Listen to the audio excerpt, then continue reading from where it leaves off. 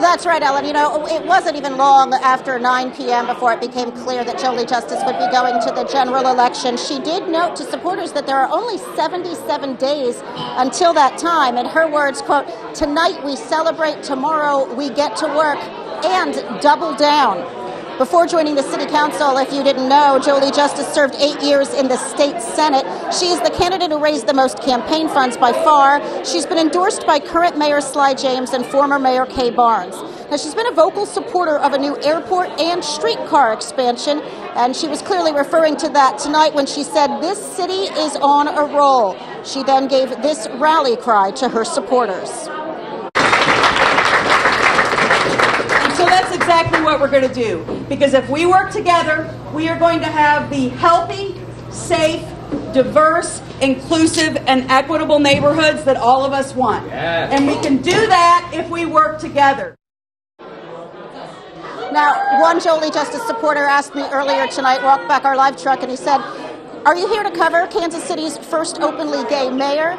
Well, that's not something that she has run on, not part of her platform. She didn't talk about it tonight, but if she wins in June, it would be a first.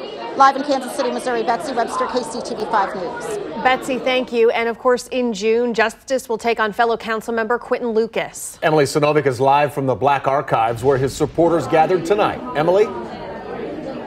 Yeah, it's quite a celebration right now, but a stark difference from just a couple hours ago when we first got here. People were nervous. They said their hearts were in their stomachs, really not sure how this was going to turn out. Well, it turned out pretty well.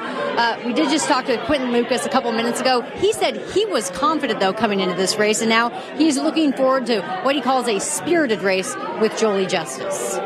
I think the voters will see that there's a clear distinction between us. If you're somebody who thinks that we need to spend more time working on affordable housing, addressing violent crime, addressing neighborhood safety, then I think you'll be a vote for me. If you want to talk more about airports and downtown housing and development, then you can, I think, go that way. I'm proud to have this distinction, and I think we'll be able to share it over the next several weeks. Yeah, it will be an interesting next several weeks during that race.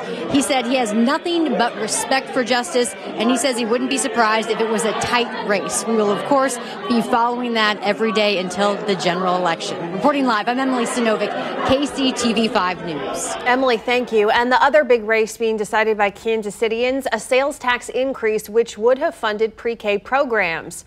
It's going down, though, by almost a 2-to-1 margin. Outgoing Mayor Sly James championed the effort, but several superintendents opposed that measure. Voters in Liberty have decided to repeal an ordinance banning pit bulls in the city.